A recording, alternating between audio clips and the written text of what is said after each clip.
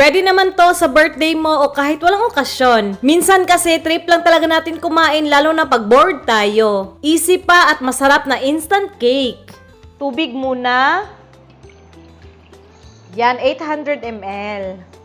Tatlong swakpak na gatas. Siyempre, bubuksan, no?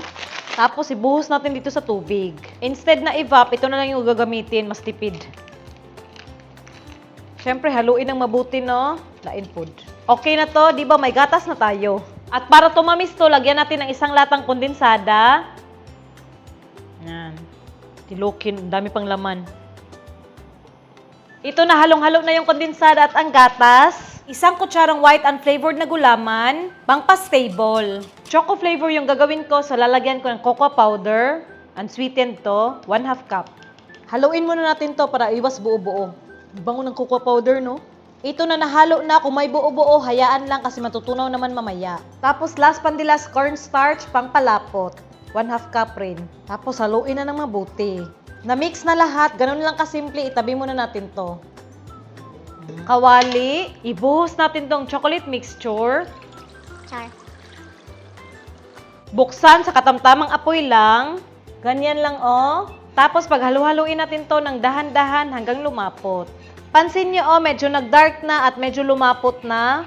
Huwag lang tigilan ng pag-ukay. Kahit ukay ng ukay, hindi naman nakakangalay kasi dahan-dahan lang naman, oh. Update ulit. Grabe na yung paglapot. Malapit na to. At ito, mabilis lang. Lumapot na ng tuluyan. Okay na to. Patayin na natin yung apoy. Tapos dapat ganito na yung consistency, oh. Yan. Nakapatay na yung apoy, ha. Itabi lang natin to. Cake pan, nilagyan ko lang ng plastic sa ilalim. Lalagyan ko ng wafer biscuit. Kahit anong brand pwede. Yan, sakto na ang 13 pieces. Cake bars, pwede ka rin gumamit kahit anong brand. Durugin natin to. Tapos i-flat. Ganyan na yung itsura, oh. Tapos itong chocolate mixture, pinalamig ko lang para hindi masira yung wafer pag ilagay na natin. Lagyan na natin, no. Yan, oh my God. Yan. Tapos ikalat. Cake bars ulit. Hatiin na natin sa kalahati. Ganyan, oh. Tapos, lagay na natin. Chocolate mixture ulit. Yan.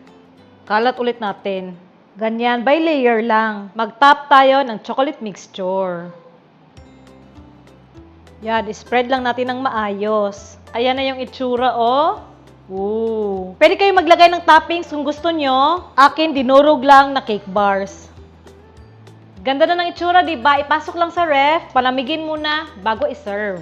Tapos na ba kumain ng lahat? Ilabas ang dessert. Ito, malamig na. Buksan na natin to.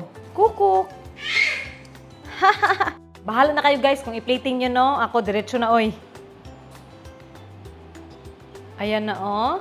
Diba, may instant choco cake na tayo. Try nga. Ayan, oh. Sarap, ah. Saktong-sakto lang yung tamis. Creamy.